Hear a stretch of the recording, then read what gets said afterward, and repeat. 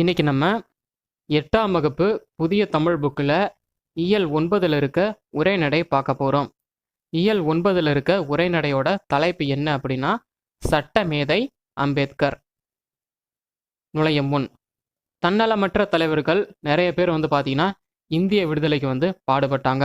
அவங்கெல்லாம் அவங்களுடைய தொண்டுனால மக்களுடைய மனசில் நீங்காத இடம் பெற்றனர். இந்திய மக்களுக்கு அரசியல் விடுதலையோட சமூக விடுதலையும் கிடைக்கிறதப்ப தான் இந்தியா முழுமையான விடுதலை பெற்ற நாடா இருக்க முடியும் அப்படின்னு கருதி உழைத்த தலைவர் ஒருவரை பத்தி தான் நம்ம இந்த உரைநடையில பார்க்க போறோம்.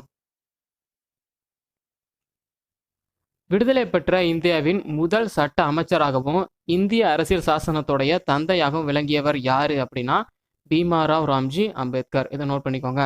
விடுதலை பெற்ற இந்தியாவின் முதல் சட்ட அமைச்சராகவும் இந்திய அரசியல் சாசனத்துடைய தந்தையாகவும் விளங்கியவர் யாரு அப்படின்னா பீமாராவ் ராம்ஜி அம்பேத்கர். இவர் பார்த்தீங்கன்னா சமூக சீர்திருத்தவாதியாக மட்டும் இல்லாமல் மிகச்சிறந்த பொருளியல் அறிஞராகவும் அரசியல் தத்துவ மேதையாகவும் பகுத்தறிவு சிந்தனையாளராகவும் விளங்கினார். சிறந்த எழுத்தாளராகவும் பேச்சாளராகவும் மக்களால் போற்றப்பட்டார். யாரு? பீமாராவ் ராம்ஜி அம்பேத்கர். இவர் பார்த்தீங்கன்னா சமூக சீர்திருத்தவாதியாக மட்டும் இல்லாமல் ஒரு மிகச்சிறந்த பொருளியல் அறிஞராகவும் அரசியல் தத்துவ மேதையாகவும் பகுத்தறிவு சிந்தனையாளராகவும் விளங்கினார். அப்புறம் இவர் சிறந்த எழுத்தாளராகவும் பேச்சாளராகவும் மக்களால் போற்றப்பட்டார். அப்புறம் இவருடைய பிறப்பு பற்றி பார்க்கலாம். அம்பேத்கர் பார்த்தீங்கன்னா 1891ஆம் ஆண்டு ஏப்ரல் திங்கள் 14ஆம் தேதி ராம்ஜி சக்பால் பீமாபாய் ஆகியோருக்கு 14வது குழந்தையா பிறந்தார். யாரு? அம்பேத்கர். அம்பேத்கர் பார்த்தீங்கன்னா 1891ஆம் ஆண்டு ஏப்ரல் திங்கள் 14ஆம் நாள் பிறந்தார். யாருக்கு? ராம்ஜி சக்பால் பீமாபாய் இவங்க 2 பேத்துக்கும் 14வது குழந்தையா பிறந்தார் அம்பேத்கர். இவர் பார்த்தீங்கன்னா இவருடைய ஊர் மகாராஷ்டிரா மாநிலத்தில் இருக்க ரத்னகிரி மாவட்டத்தை சார்ந்த அம்பவாதே அப்படிங்கிறது தான் அம்பேத்கருடைய ஊர். இவர் பார்த்தீங்கன்னா மகாராஷ்டிரா மாநிலத்தில் ரத்னகிரி மாவட்டத்தில் இருக்க அம்பவாதே அப்படிங்கிற ஊரில் தான் இவர் பிறந்தார். இவருடைய தந்தை பார்த்தீங்கன்னா இராணுவ பள்ளி ஒன்றில் ஆசிரியராக பணிபுரிந்து வந்தார் அப்படின்னு சொல்றாங்க. அடுத்தது கல்வி. அம்பேத்கர் பார்த்தீங்கன்னா சதாராவில் இருக்க பள்ளியில அவருடைய கல்வியை தொடங்கினார் அப்படின்னு சொல்றாங்க. அம்பேத்கர் ஒடுக்கப்பட்ட பிரிவை சார்ந்தவர் அப்படிங்கிறதுனால பள்ளி பருவத்துல பல அவமதிப்புகளுக்கு ஆளானார்னு சொல்லியிருக்காங்க. மகாதேவ் அம்பேத்கர் அப்படின்ற ஆசிரியர் பார்த்தீங்கன்னா அம்பேத்கர் மீது அன்பும் அக்கறையும் கொண்டவராக இருந்தார். இதனால இவர் இவருடைய பேரை பீமாராவ் சக்பால் அம்பவாதேகர் அப்படின்ற பெயரை பீமாராவ் ராம்ஜி அம்பேத்கர் அப்படின்னு மாத்திக்கிட்டாரு. இவரோட பீமாராவ் சக்பால் அம்பவாதேகர் அப்படின்ற இவருடைய பேரை பீமாராவ் ராம்ஜி அம்பேத்கர் அப்படின்னு மாத்திக்கிட்டாரு. ஏன் அப்படின்னா மகாதேவ் அம்பேத்கர் அப்படின்ற ஆசிரியர் பார்த்தீங்கன்னா இவர் மீது அன்பும் அக்கறையும் கொண்டவராக விளங்கினார். அதனாலதான் இவருடைய பேரை பீமாராவ் ராம்ஜி அம்பேத்கர் அப்படின்னு மாத்திக்கிட்டாரு.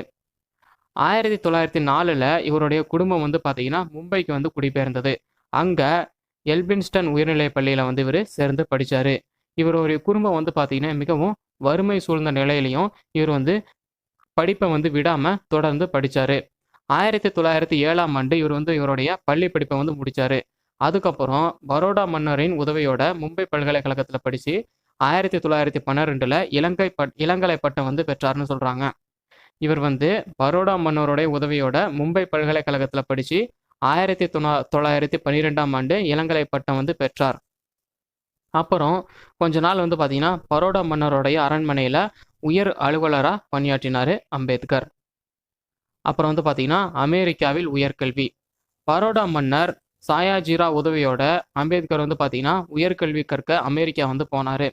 கொலம்பியா பல்கலைக்கழகத்தில் சேர்ந்து பொருளாதாரம், எக்கனாமிக்ஸ், அரசியல், தத்துவம், சமூகவியல் இந்த பாடங்கள்லாம் அம்பேத்கர் கற்றார் அப்படின்னு சொல்றாங்க. 1915 பண்டைய கால இந்திய வணிகம் அப்படின்ற ஆய்வுக்காக அம்பேத்கர் அந்த ஆய்விற்காக அம்பேத்கர் முதுகலை பட்டம் பெற்றாரு. 1915 பண்டைய கால இந்திய வணிகம் அப்படின்ற ஆய்வுக்காக அம்பேத்கர் முதுகலை பட்டம் பெற்றார். இந்தியாவில் சாதிகளின் தோற்றமும் வளர்ச்சியும் அப்படின்ற தலைப்புல ஆய்வு கட்டுரை ஒன்று வெளியிட்டிருக்காரு அம்பேத்கர். அம்பேத்கர் இந்தியாவில் சாதிகளின் தோற்றமும் வளர்ச்சியும் அப்படின்ற ஒரு தலைப்புல ஆய்வு கட்டுரை ஒன்றை எழுதி வெளியிட்டிருக்காரு. அதை சிறு புத்தகமாக வெளியிட்டிருக்காரு. அச்சில் வெளிவந்த அம்பேத்கரின் முதல் நூல் வந்து எதுனா இந்தியாவில் சாதிகளின் தோற்றமும் வளர்ச்சியும். அச்சில் வெளிவந்த அம்பேத்கருடைய முதல் நூல் எது அப்படின்னு கேட்டாங்கன்னா இந்தியாவில் சாதிகளின் தோற்றமும் வளர்ச்சியும். அதுக்கப்புறம் வந்து பார்த்தீங்கன்னா இந்தியாவின் தேசிய பங்கு வீதம் அப்படின்ற ஆய்வுக்காக கொலம்பியா பல்கலைக்கழகம் இவருக்கு வந்து பார்த்தீங்கன்னா முனைவர் பட்டம் வந்து வழங்கியது அப்படின்னு சொல்றாங்க. அதாவது டாக்டரேட். இந்தியாவின் தேசிய பங்கு வீதம் அப்படின்ற ஆய்வுக்காக கொலம்பியா பல்கலைக்கழகம் அம்பேத்கருக்கு டாக்டரேட் வந்து வழங்கியிருக்கு அப்படின்னு சொல்லியிருக்காங்க. 1920 பொருளாதார படிப்புக்காக லண்டன் சென்றார் அம்பேத்கர். அம்பேத்கர் வந்து பார்த்தீங்கன்னா 1920 பொருளாதார படிப்புக்காக எங்கு சென்றார் அப்படின்னா லண்டனுக்கு வந்து போனார். அங்கிருந்த பல நூலகங்களில் தமது பெயரை பதிவு செய்து கொண்டார். அப்படின்னா என்ன அர்த்தம்னா நூலகம் வந்து திறக்கும் போது முதல் ஆளாக வந்து உள்ளே போயிடுவார். அப்புறம் நூலகம் மூடும் போது கடைசி ஆளாக வெளியேறுவார். இதுதான் அங்கிருந்த பல நூலகங்களில் அவருடைய பெயரை பதிவு செய்து கொண்டார் அப்படிங்கிறதுக்கு அர்த்தம். இத்தகைய அயராத உழைப்பின் பயனாதான் 1921 முதுநிலை அறிவியல் பட்டமும் 1923 ரூபாய் பற்றிய பிரச்சனை அப்படின்ற ஆராய்ச்சி கட்டுரைக்காக முனைவர் பட்டமும் பெற்றார். யாரு? அம்பேத்கர். இந்த ஆண்டை நோட் பண்ணிக்கோங்க. 1929 முதுநிலை அறிவியல் பட்டமும் 1923 ரூபாய் பற்றிய பிரச்சனை அப்படின்ற ஆராய்ச்சி கட்டுரைக்காக முனைவர் பட்டமும் பெற்றார் அம்பேத்கர். இதை நோட் பண்ணிக்கோங்க. அதே ஆண்டில் தான் சட்டப்பிரிவில் பாரிஸ்டர் பட்டமும் பெற்றார் அம்பேத்கர். 1923 தான் சட்ட படிப்பில் பாரிஸ்டர் பட்டமும் அம்பேத்கர் வந்து பெற்றார் அப்படின்னு சொல்லியிருக்காங்க. அப்புறம் அம்பேத்கருடைய சமூக பணிகள் பற்றி பார்க்க போகிறோம். படிப்பை முடித்து அம்பேத்கர் வந்து பார்த்தீங்கன்னா இந்தியா வந்து திரும்பினார். இந்தியாவில் நடைபெற்று கொண்டிருந்த அந்த ஆங்கில ஆட்சிக்கு எதிரான போராட்டங்களில் அவரை வந்து ஈடுபடுத்திக்கிட்டாரு. அது மட்டும் இல்லாமல் ஒடுக்கப்பட்ட மக்களுக்கு அதிகாரம் கிடைக்க போராடணும் அப்படின்னு முடிவு செஞ்சார் அவர். அதுக்காக 1924 ஒடுக்கப்பட்ட மக்களின் முன்னேற்றத்திற்காக ஒடுக்கப்பட்டோர் நலவாழ்வு பேரவை அப்படின்ற அமைப்பை வந்து நிறுவினார் அம்பேத்கர். அம்பேத்கர் வந்து ஒடுக்கப்பட்டோர் நலவாழ்வு பேரவையை எப்பொழுது நிறுவினார் அப்படின்னா 1924 நிறுவினார். எதுக்காகனா ஒடுக்கப்பட்ட மக்களுடைய முன்னேற்றத்திற்காக. அப்புறம் இங்கே வந்து பார்த்தீங்கன்னா தெரிந்து தெளிவோம்னு சொல்லி பாக்ஸ் பண்ணி கொடுத்துருக்காங்க. என்ன கொடுத்துருக்காங்கன்னா அம்பேத்கரின் பொன்மொழி வந்து கொடுத்துருக்காங்க. நான் வணங்கும் தெய்வங்கள் 3 அப்படின்னு அம்பேத்கர் வந்து சொல்கிறாரு. முதல் தெய்வம் வந்து அறிவு, இரண்டாவது தெய்வம் சுயமரியாதை, மூன்றாவது தெய்வம் நன்னடத்தை அப்படின்னு சொல்கிறாரு. அம்பேத்கருடைய பொன்மொழிகள் என்னன்னு சொல்லியிருக்காங்கன்னா நான் வணங்கும் தெய்வங்கள் 3ன்னு சொல்லியிருக்காரு. முதல் தெய்வம் வந்து அறிவு, இரண்டாவது தெய்வம் சுயமரியாதை, மூன்றாவது தெய்வம் நன்னடத்தை அப்படின்னு சொல்லியிருக்காரு. அப்புறம் இந்த அமைப்பின் இந்த ஒடுக்கப்பட்டோர் நல்வாழ்வு பேரவை சொன்ன பார்த்தீங்களா, இந்த அமைப்பின் மூலம்தான் தாழ்த்தப்பட்ட மக்களின் கல்வி மற்றும் சமுதாய உரிமைக்காக அம்பேத்கர் வந்து போராடினாரு. அப்புறம் 1930 லண்டனில் நடைபெற்ற வட்டமேசை மாநாட்டில் வந்து கலந்து கொள்ள போவதாக புறப்படுறதுக்கு முன்னாடி அம்பேத்கர் வந்து என்ன சொல்கிறாரு அப்படின்னா என் மக்களுக்கு நியாயமாக என்ன கிடைக்க வேண்டுமோ அதற்காக போராடுவேன் அப்படின்னு சொல்கிறாரு. அதே சமயத்தில் சுயராஜ்ய கோரிக்கைகளை முழு மனதுடன் ஆதரிப்பேன் அப்படின்னு சொல்கிறாரு. 1930 லண்டனில் நடைபெற்ற வட்டமேசை மாநாட்டில் அம்பேத்கர் கலந்துக்க போகிறதுக்கு முன்னாடி என்ன சொல்கிறாரு அப்படின்னா என் மக்களுக்கு நியாயமாக என்ன கிடைக்க வேண்டுமோ அதற்காக நான் போராடுவேன். அதே சமயத்தில் சுயராஜ்ய கோரிக்கைகளை முழு மனதுடன் ஆதரிப்பேன் அப்படின்னு அம்பேத்கர் வந்து சொல்கிறாரு. அடுத்தது வந்து பார்த்தீங்கன்னா பூனா ஒப்பந்தம். ஒடுக்கப்பட்டோருக்கு தனி வாக்குரிமை விகிதாச்சார பிரதிநிதித்துவம் வழங்கணும் அப்படின்னு 2வது வட்டமேசை மாநாட்டில் வந்து அம்பேத்கர் வந்து வலியுறுத்தினார். ஒடுக்கப்பட்ட மக்களுக்கு தனி வாக்குரிமை விகிதாச்சார பிரதிநிதித்துவம் வழங்கணும் அப்படின்னு 2வது வட்டமேசை மாநாட்டில் அம்பேத்கர் வந்து வலியுறுத்தியிருக்காரு. இதன் விளைவாக என்ன சொல்கிறாங்க அப்படின்னா ஒரு தொகுதியில் பொது வேட்பாளரை தேர்ந்தெடுக்க ஒரு வாக்கும் ஒடுக்கப்பட்ட சமூக வேட்பாளரை தேர்ந்தெடுக்க ஒரு வாக்கும் அளிக்கும் இரட்டை வாக்குரிமை வழங்கப்பட்டது அப்படின்னு சொல்கிறாங்க. அதாவது அம்பேத்கர் வந்து என்ன வலியுறுத்தியிருக்காருன்னா ஒரு தொகுதியில் பொது வேட்பாளரை தேர்ந்தெடுக்க ஒரு வாக்கும் ஒடுக்கப்பட்ட சமூக வேட்பாளரை தேர்ந்தெடுக்க ஒரு வாக்கும் மொத்தம் ஒரு ஆள் வந்து 2 வாக்கு. இதுக்கு ஒரு வாக்கு வந்து பார்த்தீங்கன்னா ஒரு தொகுதியில் பொது வேட்பாளரை தேர்ந்தெடுக்க ஒரு வாக்கு, இன்னொரு வாக்கு வந்து பார்த்தீங்கன்னா சமூக வேட்பாளரை ஒடுக்கப்பட்ட சமூக வேட்பாளரை தேர்ந்தெடுக்க ஒரு வாக்கு அளிக்கிற இந்த இரட்டை வாக்குரிமை வந்து வழங்கப்பட்டது அப்படின்னு சொல்கிறாங்க. ஆனால் இந்த ஏற்க மறுந்த காந்தியடிகள் வந்து பார்த்தீங்கன்னா உண்ணாவிரதம் வந்து மேற்கொண்டாரு. இதன் விளைவாக தான் 1931 செப்டம்பர் திங்களில் 24ஆம் நாள் செப்டம்பர் திங்கள் 24ஆம் தேதி காந்தியடிகளும் அம்பேத்கரும் ஒரு ஒப்பந்தம் செஞ்சுக்கிட்டாங்க. இதன் விளைவாக 1931 காந்தியடிகளும் அம்பேத்கரும் வந்து ஒரு ஒப்பந்தம் செஞ்சுட்டாங்க. அந்த ஒப்பந்தத்தின்படி ஒடுக்கப்பட்டோருக்கு தனி வாக்குரிமை அப்படிங்கிறதுக்கு பதிலாக பொது வாக்கெடுப்பில் தனி தொகுதி வழங்குவது அப்படின்னு முடிவு செஞ்சாங்க. இந்த ஒப்பந்தம் தான் பூனா ஒப்பந்தம் அப்படின்னு சொல்கிறாங்க. பூனா ஒப்பந்தம் என்னன்னா, காந்தியடிகளும் அம்பேத்கரும் வந்து செஞ்சுக்கிட்ட ஒப்பந்தம். என்ன ஒப்பந்தம் அப்படின்னா, அம்பேத்கர் வந்து இரட்டை வாக்குரிமை வந்து வலியுறுத்தினார்.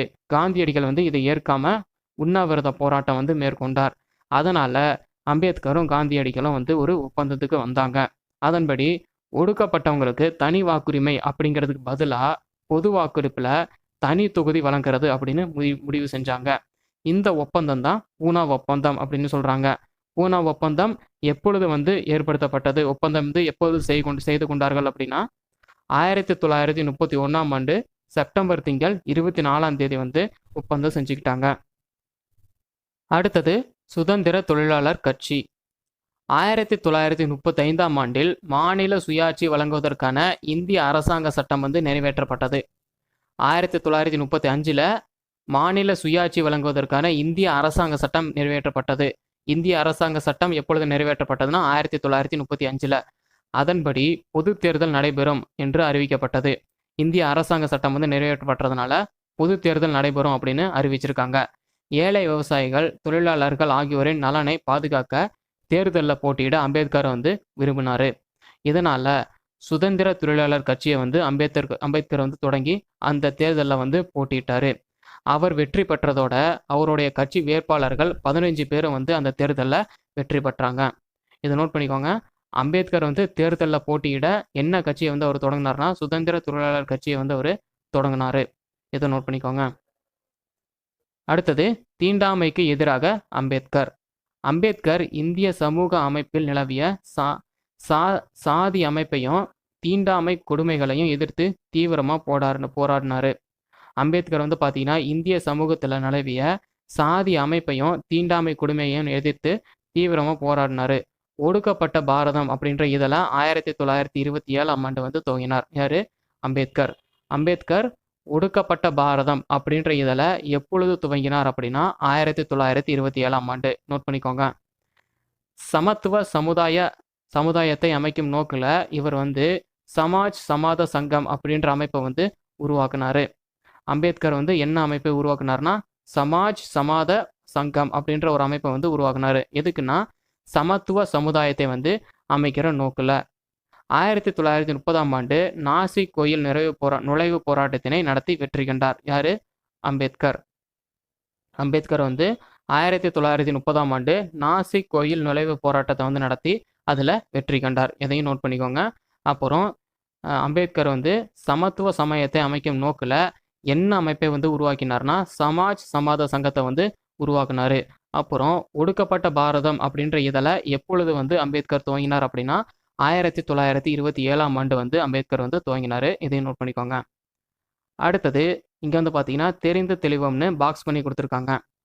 இரட்டை மலை சீனிவாசன் அப்படின்னா யாருன்னா இந்தியர்களுக்கு அரசியல் உரிமை வழங்குவதை பற்றி முடிவு செய்ய 1930ஆம் ஆண்டு நவம்பர் திங்கள் இங்கிலாந்தில் வந்து பார்த்தீங்கன்னா முதலாவது வட்டமேசை மாநாடு வந்து நடந்தது. ஒடுக்கப்பட்ட மக்களின் சார்பாக அம்பேத்கரும் தமிழகத்தை சார்ந்த ராவ் பகதூர் இரட்டை மலை சீனிவாசனும் வந்து கலந்துக்கிட்டாங்க. இரட்டை மலை சீனிவாசனை பற்றி தான் பார்த்துக்கிட்டு இருக்கோம். இந்தியர்களுக்கு அரசியல் உரிமை வழங்குறத பற்றி முடிவு செய்ய 1930ஆம் ஆண்டு நவம்பர் திங்கள் வந்து பார்த்தீங்கன்னா இங்கிலாந்தில் முதலாவது வட்டமேசை மாநாடு வந்து நடைபெற்றது. அதில் வந்து பார்த்தீங்கன்னா ஒடுக்கப்பட்ட மக்களோட சார்பாக அம்பேத்கரும் தமிழகத்தை சார்ந்த ராவ் பகதூர் இரட்டை மலை சீனிவாசனும் அதில் கலந்துக்கிட்டாங்க. இதை நோட் பண்ணிக்கோங்க.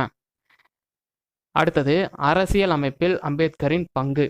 1947 ஆகஸ்ட் திங்கள் 15ஆம் நாள் வந்து பார்த்தீங்கன்னா இந்தியா வந்து விடுதலை பெற்றது அப்படின்னு சொல்லியிருக்காங்க. இது நமக்கு தெரியும். ஜவஹர்லால் நேரு தலைமையில் அமைந்த அரசில் அம்பேத்கர் சட்ட அமைச்சராகவும் இந்திய அரசியல் சாசன சபையின் தலைவராகவும் வந்து பொறுப்பேற்றுக்கிட்டாரு. இதை நோட் பண்ணிக்கோங்க. அம்பேத்கர் வந்து பார்த்தீங்கன்னா ஜவஹர்லால் நேரு தலைமையில் அமைந்த அரசில் சட்ட அமைச்சராகவும் இந்திய அரசியல் சாசன சபையின் தலைவராகவும் வந்து பொறுப்பேற்றுக்கிட்டாரு.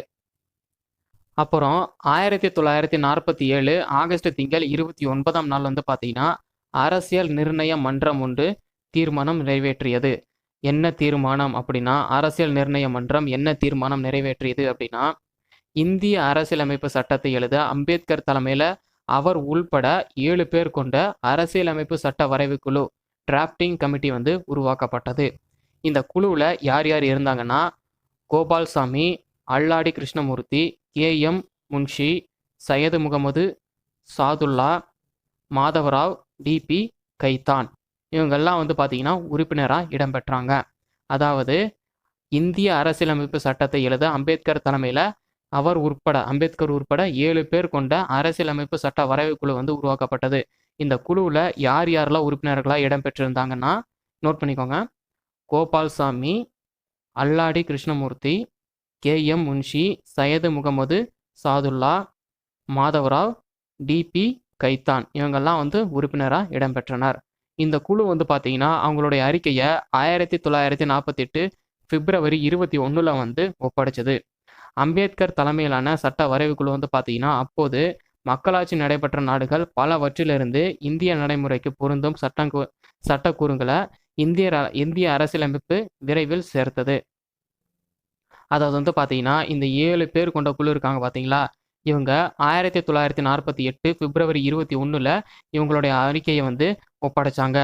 அதில் என்ன எப்படி இவங்க அறிக்கையை வந்து தயார் செஞ்சுருக்காங்கன்னா, அம்பேத்கர் தலைமையிலான இந்த சட்ட வரைவு குழு அப்போது மக்களாட்சி நடைபெற்ற நாடுகள், அதாவது இந்தியாவில் வந்து சுதந்திரம் கிடைச்சதுக்கு அப்புறம் மக்களாட்சி, அதுக்கு முன்னாடியே எந்தெந்த நாட்டில் வந்து மக்களாட்சி நடைபெற்றதுன்னா இங்கிலாந்து, ஐக்கிய America, Ireland, Australia, Canada, Soviet union, Germany, தென்னாப்பிரிக்கா இந்த மாதிரியான நாடுகளில் இருக்க சட்டங்கள்ல இருந்து நம்ம இந்தியாவுக்கு வந்து பொருந்துகிற சட்டங்களை இந்திய அரசியலமைப்பு வரைவு குழுவில் வந்து சேர்த்துருக்காங்கன்னு சொல்லியிருக்காங்க.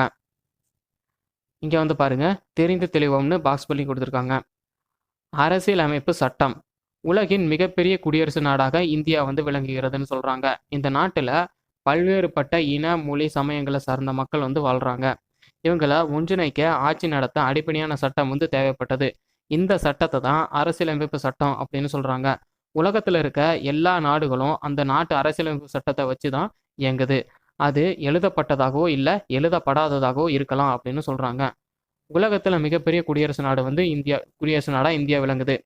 இந்தியாவில் பல்வேறுபட்ட இன, மொழி, சமயங்களை வந்து சார்ந்த மக்கள் வந்து நிறைய பேர் வாழ்கிறாங்க. இவங்க எல்லாத்தையும் ஒன்றிணைக்க ஆட்சி நடத்த அடிப்படையான சட்டம் வந்து தேவைப்பட்டது.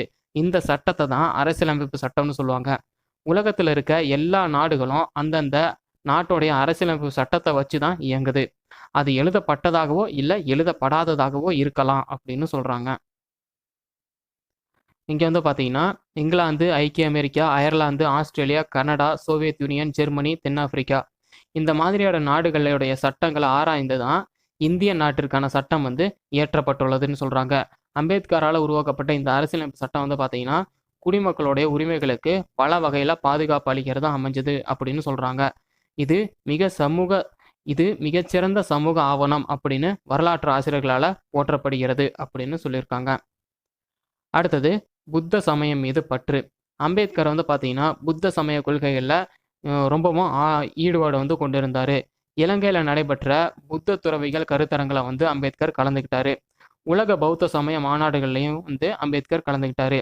அப்புறம் 1956 அக்டோபர் 14 வந்து நாக்பூரில் லட்சக்கணக்கான மக்களோடு புத்த சமயத்தில் தன்னை இணைத்து கொண்டார் அம்பேத்கர். அவர் வந்து பார்த்தீங்கன்னா அவர் எழுதிய புத்தரும் அவரின் தம்மமும் அப்படின்ற புத்தகம் வந்து பார்த்தீங்கன்னா அம்பேத்கர் மறைவுக்கு அப்புறம் 1957 வந்து வெளியாச்சு. ஒடுக்கப்பட்ட மக்களுக்காக அவருடைய வாழ்நாள் முழுவதும் உழைத்தார் அம்பேத்கர். 1956 டிசம்பர் 6 வந்து அம்பேத்கர் வந்து காலமானார் அப்படின்னு சொல்கிறாங்க. அம்பேத்கர் வந்து எப்பொழுது காலமானார் அப்படின்னா 1956 டிசம்பர் 6 வந்து காலமானார். அவருடைய மறைவுக்கு அப்புறம் இந்தியாவின் உயரிய விருதான பாரத ரத்னா விருது வந்து 1990 வந்து வழங்கப்பட்டது. இந்தியாவின் உயரிய விருதான பாரத ரத்னா விருது அம்பேத்கருக்கு எப்போ வழங்கப்பட்டதுன்னா 1990 வந்து வழங்கப்பட்டது. அம்பேத்கர் வந்து பார்த்தீங்கன்னா எப்பொழுது வந்து காலமானார்னா 1956ஆம் ஆண்டு டிசம்பர் 6ஆம் நாள் வந்து காலமானார் அப்படின்னு சொல்லியிருக்காங்க. இங்க வந்து பார்த்தீங்கன்னா சரியான விடையை தேர்ந்தெடுத்து எழுதுக. இந்தியாவின் முதல் சட்ட அமைச்சர் யாரு அப்படின்னா அம்பேத்கர். இந்தியாவின் முதல் சட்ட அமைச்சர் யாருன்னா அம்பேத்கர். பூனா ஒப்பந்தம் டேஸ் மாற்ற ஏற்படுத்தியது அப்படின்னா இரட்டை வாக்குரிமையை மாற்ற ஏற்படுத்தியது. பூனா ஒப்பந்தம் டேஸ் மாற்ற ஏற்படுத்தியதுன்னா இரட்டை வாக்குரிமையை மாற்ற ஏற்படுத்தியது. அடுத்தது சமத்துவ சமுதாயம் அமைய அம்பேத்கர் ஏற்படுத்திய இயக்கம் டேஸ் அப்படின்னா சமாஜ் சமாத சங்கம். சமத்துவ சமுதாயம் அமைய அம்பேத்கர் ஏற்படுத்திய இயக்கம் டேஸ் அப்படின்னா சமாஜ் சமாத சங்கம். அம்பேத்கரின் சமூக பணிகளை பாராட்டி இந்திய அரசு டேஸ் விருது வழங்கியது அப்படின்னா பாரத ரத்னா. அம்பேத்கரின் சமூக பணிகளை பாராட்டி இந்திய அரசு டேஸ் விருது வழங்கியதுன்னா பாரத ரத்னா. இந்த விருதை வந்து அம்பேத்கருக்கு 1990ஆம் ஆண்டு வந்து இந்தியா வந்து வழங்கியது. அடுத்தது கோடிட்ட இடத்தை நிரப்புக. புத்த சமயம் தொடர்பாக அம்பேத்கர் எழுதிய நூல் டேஸ்னா புத்தரும் அவரின் தம்மமும். புத்த சமயம் தொடர்பாக அம்பேத்கர் எழுதிய நூல் வந்து புத்தரும் அவரின் தம்மமும். அம்பேத்கர் நிறுவிய அரசியல் கட்சியின் பெயர் என்ன அப்படின்னா சுதந்திர தொழிலாளர் கட்சி. அம்பேத்கர் நிறுவிய அரசியல் கட்சியின் பெயர் டேஸ்னா சுதந்திர தொழிலாளர் கட்சி. பொருளாதார படிப்பிற்காக அம்பேத்கர் டேஸ் சென்றார்னா லண்டன் சென்றார். பொருளாதார படிப்பிற்காக அம்பேத்கர் டேஸ் சென்றார்னா லண்டன் சென்றார்.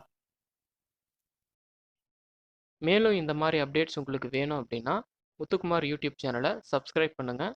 மறக்காமல் பக்கத்தில் இருக்க பெல் சிம்பிளை கிளிக் பண்ணிவிடுங்க. தேங்க்யூ.